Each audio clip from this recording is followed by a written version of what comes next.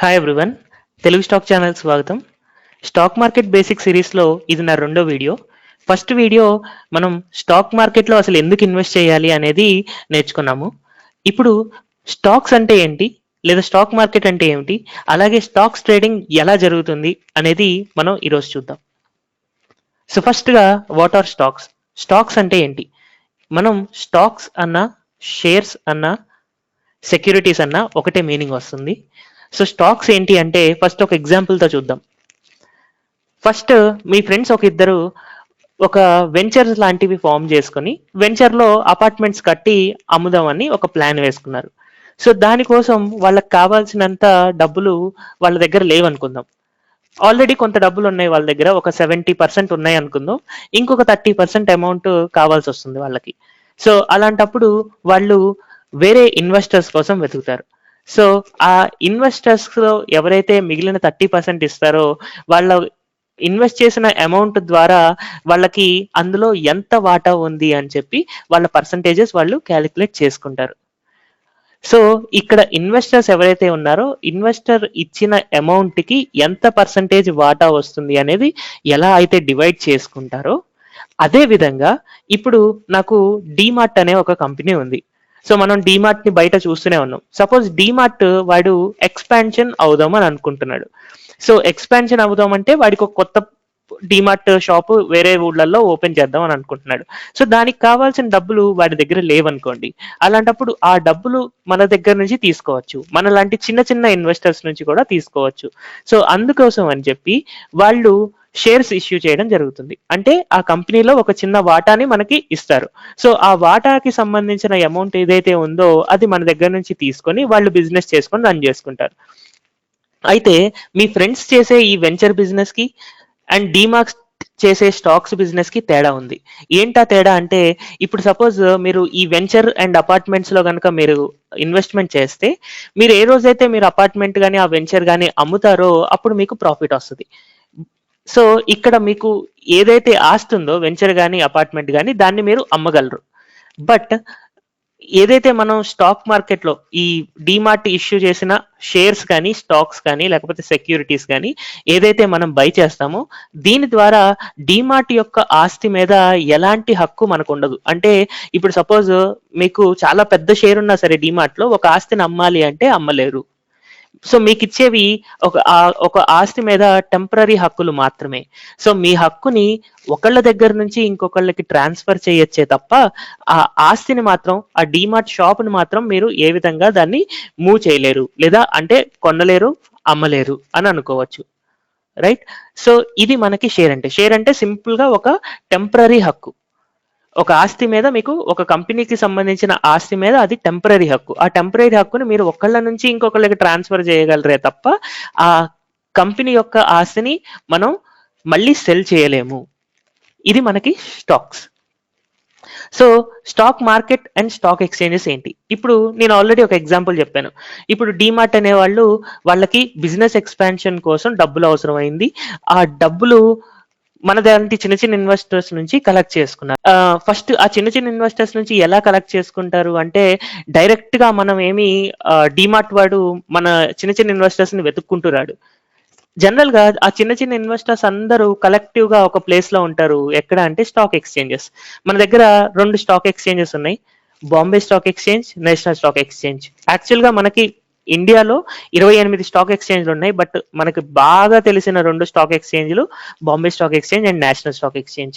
So వీళ్ళు డీమార్ట్ వాళ్ళు ఏం చేస్తారు అంటే Bombay stock exchange and national stock exchange లో లిస్టింగ్ చేస్తారు అనమాట. సో ఈ స్టాక్ ఎక్స్చేంజ్ అనేది ఒక దానికి సంబంధించింది. మనకి హైదరాబాద్ స్టాక్ ఎక్స్చేంజ్ ఉంది, కలకత్తా వడోదరా స్టాక్ ఎక్స్చేంజ్ ఉంది, ఇలా మల్టీ కమోడిటీ స్టాక్ ఎక్స్చేంజ్ ఉంది, బిఎస్సి ఉంది, ఎన్ఎస్సి ఉంది. ఇవన్నీ ఎక్స్చేంజెస్. బట్ వీటన్నిటిని ఓవరాల్ గా మనం స్టాక్ మార్కెట్ అని పిలవచ్చు. సో ఇప్పుడు డీమార్ట్ వాడు స్టాక్ మార్కెట్ లోకి వచ్చి షేర్స్ ఇష్యూ చేద్దాం అని అనుకున్నప్పుడు బాంబే స్టాక్ ఎక్స్చేంజ్ లో కానీ నేషనల్ స్టాక్ ఎక్స్చేంజ్ లో కానీ లిస్ట్ అవుతాడు. సో ఈ ప్రాసెస్ ని ఐపీఓ అంటారనమాట. సో ఇనీషియల్ పబ్లిక్ ఆఫరింగ్ గురించి మళ్ళీ మనం తర్వాత వీడియోస్ లో తెలుసుకుందాం. బట్ ఇప్పుడు డీమార్ట్ వాడు మనకి షేర్స్ ఇష్యూ చేస్తున్నాడు లేదా స్టాక్స్ ఇష్యూ చేస్తున్నాడు. సో మనం కూడా ఇప్పుడు నేను ఏదైనా ఒక డీమార్ట్ కంపెనీ షేర్స్ కొనుక్కోవాలి అంటే డైరెక్ట్ గా డీమార్ట్ దగ్గరికి వెళ్ళి తీసుకోవడానికి కుదరదు. నేను కూడా బాంబే స్టాక్ ఎక్స్చేంజ్ కానీ నేషనల్ స్టాక్ ఎక్స్చేంజ్ కానీ డీమార్ట్ వాడు వచ్చి లిస్ట్ చేసిన తర్వాత అక్కడికి వెళ్ళి ఆ ఎక్స్చేంజ్ ద్వారా మనం బై చేసుకోవడం అనేది జరుగుతుంది. సో ఇప్పుడు ఇదే విధంగా మనకి ఎన్నో కంపెనీస్ ఉండొచ్చు. రిలయన్స్ కంపెనీ కానీ, ఎల్ఎన్టీ కంపెనీ కానివ్వండి, లేదా టాటా కన్సల్టెన్సీ సర్వీసెస్ టీసీఎస్ అనుకోవచ్చు, లేదా మారుతి సుజుకి, ఇలాగా మనకి ఎన్నో కంపెనీస్ ఉన్నాయి. సో బాంబే స్టాక్ ఎక్స్చేంజ్ లో ఈ విధంగా 7,000 స్టాక్స్ దాకా మనకి లిస్ట్ అయి ఉన్నాయి. నేషనల్ స్టాక్ ఎక్స్చేంజ్ లో ఇదే విధంగా 1,600 స్టాక్స్ దాకా మనకి లిస్ట్ అయి ఉన్నాయి. అయితే trading in stock market, stock market లో ట్రేడింగ్ ఎలా జరుగుతుంది అంటే ఫస్ట్ ఒక స్టాక్ ఎక్స్చేంజ్ ఉంటుంది. ఈ స్టాక్ ఎక్స్చేంజ్ లో మనకి షేర్స్ ఇష్యూ చేసిన కంపెనీస్ ఉంటాయి. అదే విధంగా మనం ఇన్వెస్టర్స్ కూడా ఉంటాం. ఇన్వెస్టర్స్ అనేవాడు మీరు నేను ఇలా ఏదైతే ఉన్నామో మనల్ని జనరల్ పబ్లిక్ అంటారు. ఈ జనరల్ పబ్లికే కాకుండా ఫారెన్ నుంచి ఇన్వెస్ట్ చేసే వాళ్ళు ఉంటారు, వారిని ఫారెన్ ఇన్స్టిట్యూషన్ ఇన్వెస్టర్స్ అంటారు. అలాగే ఇండియాలో ఉన్న పెద్ద పెద్ద కంపెనీస్ కూడా వాళ్ళ డబ్బులు స్టాక్ మార్కెట్ లో ఇన్వెస్ట్ చేసుకుంటూ ఉంటాయి, వాళ్ళని డొమెస్టిక్ ఇన్స్టిట్యూషన్ ఇన్వెస్టర్స్ అంటారు. అలాగే banks and NBFCs, banks and non banking financial services, మనం ఎల్ఐసి ప్రీమియమ్స్ ఇవి పే చేస్తూ ఉంటాం కదా. సో ఆ ఎల్ఐసి వాళ్ళు కూడా మన డబ్బులు తీసుకెళ్లి స్టాక్ మార్కెట్ లోనే పెడుతూ ఉంటారు. సో వాళ్ళు ఎన్బిఎఫ్సిస్ కింద వస్తారు. ఇన్సూరెన్స్ కంపెనీస్ కానివ్వండి, లేకపోతే వేరే finance companies, housing finance companies, ఇలాంటి వాళ్ళందరూ మన దగ్గర నుంచి డబ్బులు తీసుకొని వాళ్ళు వెళ్ళి మన డబ్బులు స్టాక్ మార్కెట్ లో పెట్టే వాళ్ళు బాగా సంపాదిస్తున్నారు అనమాట. అయితే ఇలాగా మనం ఎంతో మంది ఇన్వెస్టర్స్ ఉంటారు. మన జనరల్ పబ్లిక్ ఉండొచ్చు, బ్యాంక్స్ అండ్ ఎన్బిఎఫ్సిస్ ఉండొచ్చు, ఫారెన్ ఇన్స్టిట్యూషన్ ఇన్వెస్టర్స్ ఉండొచ్చు, డొమెస్టిక్ ఇన్స్టిట్యూషన్ ఇన్వెస్టర్స్ ఉండొచ్చు. ఇలాగ బయ్యర్ అండ్ సెల్లర్ ఇద్దరు మన మధ్యలోనే ఉంటారు. సో ఇప్పుడు ట్రేడింగ్ ఇన్ స్టాక్ మార్కెట్ ఎలా జరుగుతుంది అంటే ఇప్పుడు ఒక బయ్యర్ ఉన్నాడు. ఈ బయ్యర్ ఏం చేస్తున్నాడంటే అడుగుతున్నాడు, ఒక షేర్ నాకు 100 రూపాయలకి కావాలి. సపోజ్ ఏబిసి అనే ఒక కంపెనీ ఉందనుకుందాం. ఆ ఏబిసి కంపెనీకి ఒక షేర్ 100 రూపాయలకి కావాలి అని చెప్పి ఒక బయ్యర్ వచ్చాడు. సో దాన్ని మనం టెక్నికల్ టర్మ్స్ లో చూస్తే అక్కడ బిడ్ ప్రైస్ కానీ ఆస్క్ ప్రైస్ కానీ, మనకి ఎవరికైనా డీమ్యాట్ అకౌంట్ ఉంటే డీమ్యాట్ అకౌంట్ లో మీరు ఎప్పుడైతే డాష్ బోర్డ్ లాగా ఓపెన్ చేస్తారో అక్కడ మీరు bid price and ask price అని కనపడుతుంది. అంటే మీరు ఎంత ప్రైస్ కి దాన్ని అడుగుతున్నారు, ఒక కంపెనీ యొక్క షేర్ అడుగుతున్నారు అనేది మీకు తెలుస్తుంది. అదే విధంగా మార్కెట్ లో సెల్లర్స్ కూడా ఉంటారు. మేబీ మీకు ఒక కంపెనీని 100 రూపాయలకు కొనాలి అని అనిపించినప్పుడు వేరే ఇంకొక ఇద్దరికి అదే 100 రూపాయలకు అమ్మాలి అని అనిపించవచ్చు. సో అందుకని సెల్లర్ ఏమనుకుంటున్నాడంటే ఒక షేర్ 100 రూపాయలకి సెల్ చేయాలి అని అనుకుంటున్నాడు, ఇంకొక సెల్లర్ ఒక షేర్ 105కి సెల్ చేయాలి అని అనుకుంటున్నాడు. సో ఇక్కడ ఏం జరుగుతుంది అంటే బయ్యర్ 100 రూపాయలకి కొనడానికి ఇంట్రెస్ట్ గా ఉన్నాడు అండ్ ఒక సెల్లర్ 100 రూపాయలకి అమ్మడానికి ఇంట్రెస్ట్ గా ఉన్నాడు. కాబట్టి మీ ఇద్దరి మధ్యలో ట్రాన్సాక్షన్ జరుగుతుంది. ఎవరైతే 100 రూపాయలకి ఈక్వల్ ప్రైస్ దగ్గర బయ్యర్ అండ్ సెల్లర్ ఉన్నాడో అక్కడ మాత్రమే మనకి ట్రాన్సాక్షన్ జరిగి బయ్యర్ కి కావాల్సిన షేర్స్ వస్తాయి, సెల్లర్ కి కావాల్సిన డబ్బులు బయ్యర్ నుంచి సెల్లర్ చేతికి వెళ్తాయి అన్నమాట. అయితే ఇప్పుడు మనం బయ్యర్ ఎవరైతే ఉన్నాడో బయ్యర్ కూడా 100 రూపాయలకే కొంటున్నాడు అండ్ సెల్లర్ కూడా 100 రూపాయలకి అమ్ముతున్నాడు. అయితే మరి ఈ స్టాక్ ఎక్స్చేంజ్ వాళ్ళు ఎలా నిలబడతారు అంటే వీళ్ళకి ఎలా ప్రాఫిట్స్ వస్తాయి, ఇది మనం కాసేపట్లో చూద్దాం. Next stock brokers. సో ఇప్పుడు మనం డైరెక్ట్ గా బాంబే స్టాక్ ఎక్స్చేంజ్ నుంచి మనం షేర్స్ కొనొచ్చా అంటే లేదు. మనకి ఒక బయ్యర్ కి అండ్ సెల్లర్ ఎవరైనా సరే డైరెక్ట్ గా బాంబే స్టాక్ ఎక్స్చేంజ్ నుంచి మనం షేర్స్, ఒక company shares, suppose DMart company shares మనం కొనలేము. ఎలా కొంటామంటే మనకి ఒక మీడియేటర్ కావాలి. సో ఆ మీడియేటర్స్ నే బ్రోకర్స్ అంటారు. ఈ బ్రోకర్స్ మనకి డీమాట్ అకౌంట్ ప్రొవైడ్ చేస్తారు అండ్ మనం ట్రేడ్ చేయడం కోసం ఒక ప్లాట్ఫామ్ క్రియేట్ చేస్తారు అనమాట. సో ఇప్పుడు నేను ఒక కంపెనీ యొక్క షేర్ కొనాలి అనుకుంటే ముందుగా నేను డీమాట్ అకౌంట్ ఓపెన్ చేసుకొని దానికి కావాల్సిన ప్లాట్ఫామ్ అనేది మన ఫోన్ లో కానీ లేదా ల్యాప్టాప్ లో కానీ లేదా కంప్యూటర్ లో ఇన్స్టాల్ చేసుకోవాలి, లేదా మనం ఫోన్ చేసి కూడా మన బ్రోకర్ కి నేను ఈ షేర్స్ కొనాలనుకుంటున్నాను, ఈ షేర్ అమ్మాలి అనుకుంటున్నాను అని చెప్పచ్చు. సో ఇలాంటి బ్రోకర్ ఏదైతే ఉన్నాడో ఈ బ్రోకర్ కూడా దానికి సంబంధించిన ఛార్జెస్ తీసుకుంటారు, అదే బ్రోకరేజ్ అంటూ ఉంటాం. సో ఈ బ్రోకరేజ్ గురించి కూడా మనం కాసేపట్లో చూద్దాం. అయితే ఇప్పుడు ఒక బయ్యర్ బ్రోకర్ కి ఎప్పుడైతే మనకి ఒక షేర్ కొనాలి అని ఒక రిక్వెస్ట్ పెడతాడు, అది ఫోన్ ద్వారా కావచ్చు, ల్యాప్టాప్ ద్వారా కావచ్చు, లేదా యాప్ ద్వారా అవ్వచ్చు.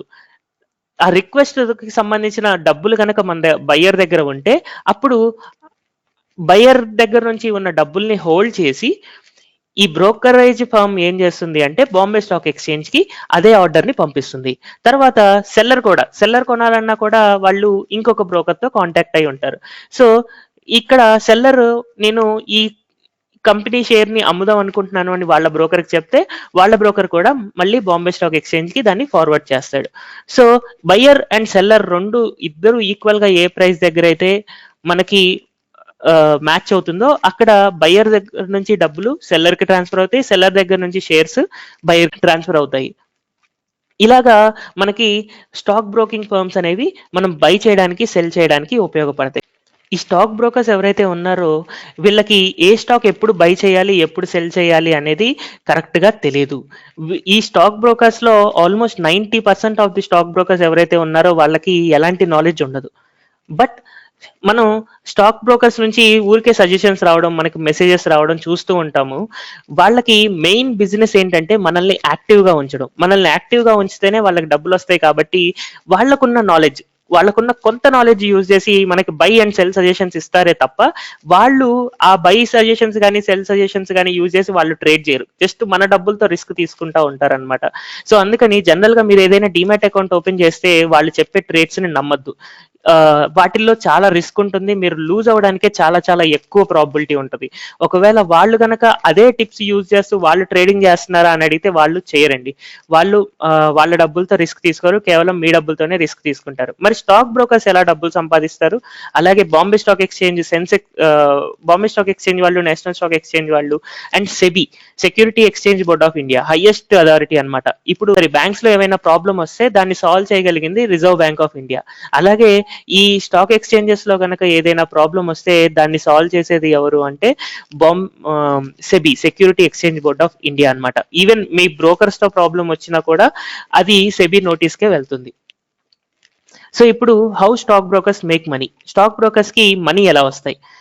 సో ఇక్కడ నేను ఒక బ్రోకరేజ్ ఫామ్ నుంచి ఇంట్రాడే అండ్ డెలివరీస్ కి ఎంతెంత ఛార్జెస్ పడతాయి అన్నది తీసుకున్నాను నేను. అయితే ఇంట్రాడేలో గనక నేను ₹1,00,000 ఒక షేర్ ని ₹1,000 కొని ₹1,000 అమ్మి అలాగే క్వాంటిటీ 100 చేసా అనుకోండి. ₹1,000 ఒక షేర్ కొంటూ 100 క్వాంటిటీ చేస్తే 1000 ఇంటూ 100 ₹1,00,000. ₹1,00,000 కొని అమ్మితే నాకు ఇంట్రాడేలో ₹56 నాకు బ్రోకరేజ్ కి పడుతుంది. నేను కొనింది అమ్మింది సేమ్ రేట్ కి, కానీ నాకు మొత్తం ఛార్జెస్ -56 అవ్వడం వల్ల నాకు లాస్ లాగా కనిపిస్తుంది. అదే ఒకవేళ నేను డెలివరీస్ లో గనక ఇదే ట్రేడ్ ₹1,000 కొని అమ్మి 100 క్వాంటిటీతో చేస్తే నాకు ₹207.97 పడుతుంది. అయితే ఇలాంటి ఫిగర్స్ మనం ఎప్పుడైతే చూస్తామో అప్పుడు నాకు ఏమనిపిస్తుంది అంటే ఇంట్రాడేలో నాకు తక్కువ బ్రోకరేజ్ పడుతుంది. అండ్ డెలివరీస్ అంటే జనరల్ గా పొజిషనల్ ట్రేడ్స్ ఏవైతే ఉన్నాయో వాటిల్లో మనకి ఎక్కువ డబ్బులు పడుతున్నాయి అని అనిపిస్తుంది. కానీ మనం ఇంట్రాడే ఎప్పుడు చేస్తాము అంటే మార్జిన్ తీసుకునేటప్పుడే. అంటే నా దగ్గర 10,000 ఉన్నాయి, బట్ నేను ₹1,00,000కి ట్రేడ్ చేయాలి అని అనుకుంటున్నాను.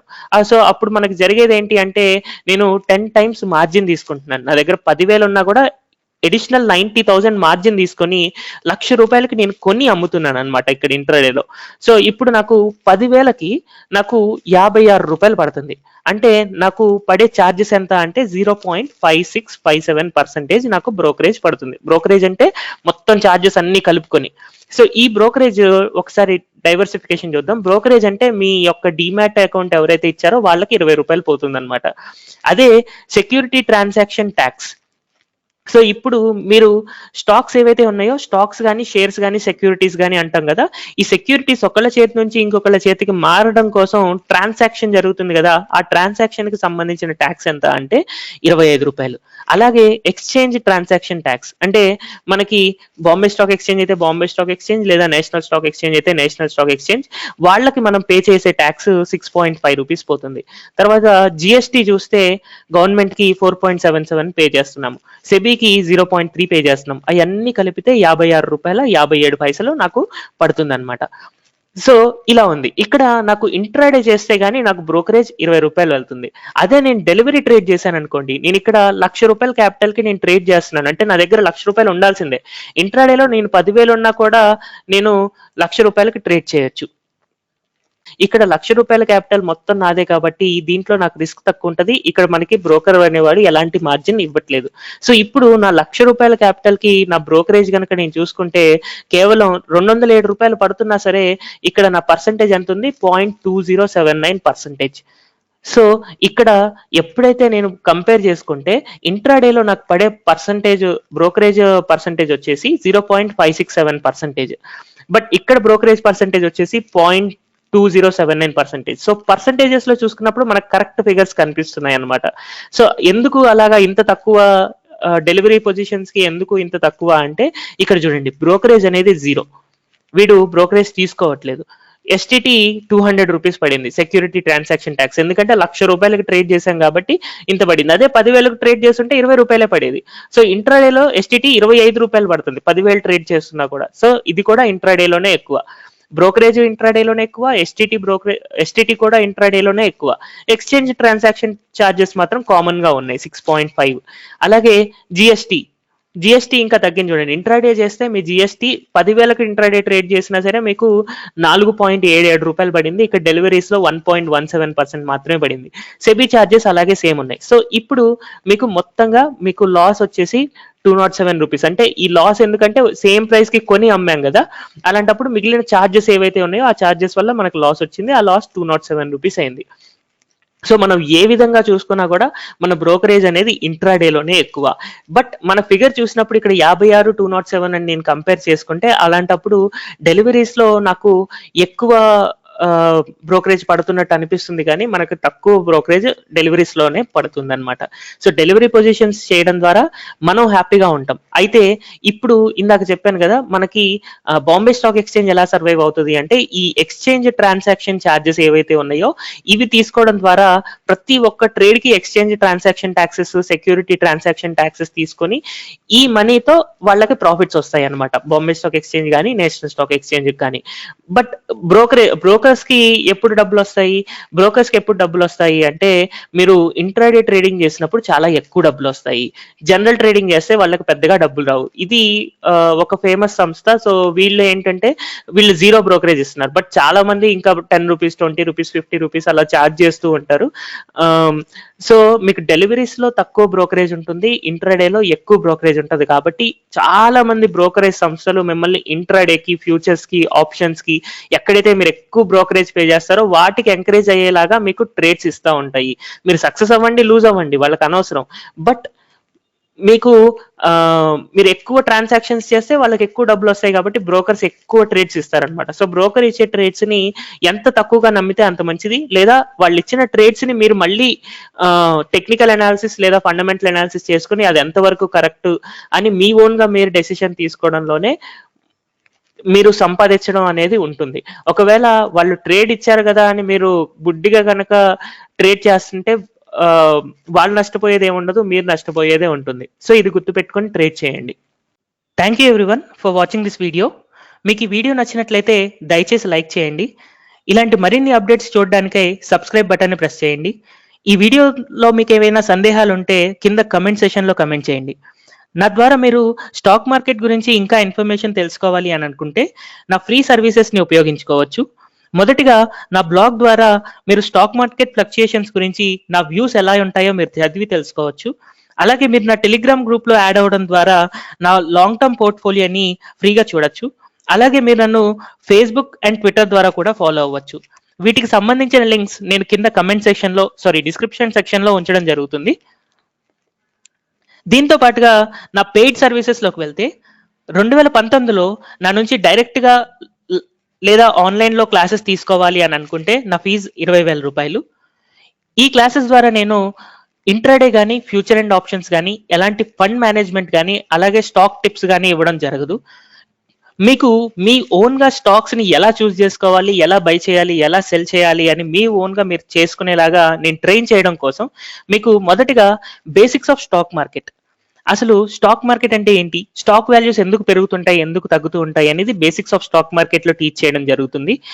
అలాగే టెక్నికల్ అనాలిసిస్ లోకి వెళ్తే మనకి ఎన్నో వందల ఇండికేటర్స్ అండ్ టూల్స్ ఉన్నాయి స్టాక్ మార్కెట్లో. బట్ ఏ ఇండికేటర్ కానీ ఏ టూల్ కానీ 100% సక్సెస్ఫుల్ కాదు. బట్ కాంబినేషన్ ఆఫ్ ఇండికేటర్స్ అనేవి మనకి స్టాక్ మార్కెట్లో ఎక్కువగా వర్కౌట్ అవుతూ ఉంటాయి. సో మనకి డెలివరీస్లో పొజిషనల్ ట్రేడ్స్లో ఏ కాంబినేషన్ ఆఫ్ ఇండికేటర్స్ని నేను యూజ్ చేస్తాను అనేది వాటి హిస్టరీ నుంచి టీచ్ చేయడం జరుగుతుంది. అలాగే ఫండమెంటల్ అనాలిసిస్, ఒక బిజినెస్ ఎలా సాగుతుంది, ఆ బిజినెస్ కి ఫ్యూచర్ ఉందా లేదా, ఆ కంపెనీలో ఇన్వెస్ట్ చేయడం ద్వారా మనం కరెక్ట్ ప్రైస్ లో ఇన్వెస్ట్ చేస్తున్నామా లేదా అని తెలుసుకోవడం కోసం మనకు ఫండమెంటల్ అనాలిసిస్ తెలిసి ఉండాలి. అన్నిటికంటే ముఖ్యంగా ఇప్పుడు సపోజ్ ఆర్ఎస్ఐ అనే ఇండికేటర్ ఉంది. సో ఆ ఇండికేటర్ కనిపెట్టిన అతను కూడా రిచ్ కాలేదు. అలాగా మనకి 70 ఇండికేటర్స్ ఉన్నాయి. ఏ ఇండికేటర్ కనిపెట్టిన అతను పీపుల్ కూడా మనకి వెల్ నోన్ కాదు. అలాగే ఎన్నో ఫండమెంటల్ రేషియోస్ ఉన్నాయి. ఎవరు కూడా ఫండమెంటల్ రేషియోస్ కనిపెట్టారో వాళ్ళు ఇంత డబ్బులు సంపాదించారని మనం ఎప్పుడు నేర్చుకోలేదు. కానీ వారెన్ బఫెట్ కానీ, రాకేష్ జుంజున్వాలా కానీ, ఇలాంటి మనం ఎంతో మంది పేర్లు చాలా రిపీటెడ్ గా వింటూ ఉంటాం, స్టాక్ మార్కెట్ బాగా సంపాదించారని. సో వాళ్ళందరూ ఎర్న్ చేసింది కూడా వాళ్ళ మనీ మేనేజ్మెంట్ ద్వారానే. సో నేను యూజ్ చేసే మనీ మేనేజ్మెంట్ ఏంటి, ఎందుకు అది సక్సెస్ అవుతుంది అనేది నేను నా క్లాసెస్ లో నేను నేర్పించడం జరుగుతుంది.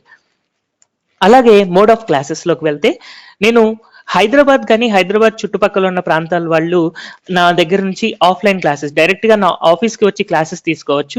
దానికి వీక్లీ వన్స్ ఒక క్లాస్ ఉంటుంది. Sunday 3 PM to 5 PM class ఉంటుంది. ఒకవేళ ఆన్లైన్ క్లాసెస్ తీసుకోవాలి అంటే హైదరాబాద్ బయట ఉన్న వాళ్ళు, బెంగళూరు, ముంబై ఇలా డిఫరెంట్ ప్లేసెస్ లో ఉన్న వాళ్ళు మనకి ఆన్లైన్ క్లాసెస్ తీసుకోవచ్చు. దానికి వీక్ డేస్ ఉంటాయి క్లాసెస్. వీక్ డేస్ లో night 8 PM to 9:30 PM weekly ఒక క్లాస్ ఉంటుంది. ఒకవేళ మీరు నా క్లాసెస్ ని కేవలం రికార్డెడ్ వీడియోస్ తీసుకోవాలి అనుకున్నా కూడా తీసుకోవచ్చు. రికార్డెడ్ వీడియోస్ మీకు 13 కంటే ఎక్కువ వీడియోస్ ఉన్నాయి. 15 అవర్స్ ఆఫ్ నాలెడ్జ్ ఉంటుంది. ఆఫ్లైన్ కానీ ఆన్లైన్ క్లాసెస్ ఎవరైతే తీసుకుంటారో వాళ్ళకి ఈ రికార్డెడ్ వీడియోస్ అనేది ఫ్రీగా ఇవ్వడం జరుగుతుంది. అలాగే షెడ్యూల్ ఈస్ ఫర్ 3 months. ఎందుకు 3 నెలలు అంటే, నేను వీక్ కి ఒక క్లాస్ టీచ్ చేస్తాను. ఆ వీక్ కి ఒక క్లాస్ లో నేను స్టాక్ మార్కెట్ థియరీ గురించి చెప్తూ ఉంటాను. అండ్ ఈ థియరీ అనేది ఒక్కొక్క క్లాస్ కనెక్ట్ అయి ఉంటుంది, ఇంటర్ కనెక్షన్ లో ఉంటుంది. సో ఒక క్లాస్ ఒకవేళ పర్ఫెక్ట్ అవ్వకుండా నెక్స్ట్ క్లాస్ కి వెళ్ళారు అనుకోండి, అప్పుడు మీకు నెక్స్ట్ కాన్సెప్ట్స్ అర్థం కాకపోవచ్చు. అందుకని వీక్లీ ఒక అసైన్మెంట్ ఇవ్వడం జరుగుతుంది. నేను ఏదైతే థియరీ క్లాస్ చెప్పానో దాని మీద ఒక అసైన్మెంట్ ఇవ్వడం జరుగుతుంది. సో ఆ అసైన్మెంట్ మీరు పర్ఫెక్ట్ గా చేసి వచ్చిన తర్వాత దాని మీద మనం ఒక డిస్కషన్ చేసుకొని ఏవైనా మిస్టేక్స్ ఉంటే వాటిని సార్టింగ్ చేసుకోవడం జరుగుతుంది. అలాగే వీటన్నిటితో పాటు మీకు నేను టీచ్ చేసే కాన్సెప్ట్ కరెక్ట్ అని తెలియడం కోసం నేను దాన్ని స్టాక్ మార్కెట్ లో అప్లై చేస్తూ నేను కొనడం అమ్మడం చేస్తూ ఉంటాను. సో నేను ఎప్పుడైతే ఏ షేర్ అయితే కొంటున్నానో, కొన్నప్పుడు అండ్ అమ్మినప్పుడు ఎందుకు కొంటున్నాను అనే రీజన్ తో పాటు మీకు చెప్పడం జరుగుతుంది. ఇలాగ 1 year పాటు చెప్తాను. సో మీరు నా టెక్నిక్ ఏదైతే యూజ్ చేస్తున్నానో అది సక్సెస్ఫుల్ అని చెప్పి మీరు కాన్ఫిడెంట్ గా యూజ్ చేయగలుగుతారు. అండ్ నా బ్యాచ్ లో జాయిన్ అవ్వాలి అనుకుంటే online classes February, April, June, August, October and December లో స్టార్ట్ అవుతాయి. ఆఫ్లైన్ క్లాసెస్ లో జాయిన్ అవ్వాలనుకుంటే March, May, July, September, November and జనవరిలో స్టార్ట్ అవుతాయి. సో మీరు నా నుంచి ఈ సర్వీసెస్ లో జాయిన్ అవ్వాలి అని అనుకుంటే మీరు నన్ను వాట్సాప్ ద్వారా కాంటాక్ట్ చేయొచ్చు. ఒకవేళ మీరు నాకు కాల్ చేయాలన్నా కూడా 2 PM to 4 PM మధ్యలో అయితేనే నేను కాల్ లిఫ్ట్ చేస్తూ ఉంటాను. నా వాట్సాప్ నెంబర్ వచ్చేసి 9505684685. Thank you everyone.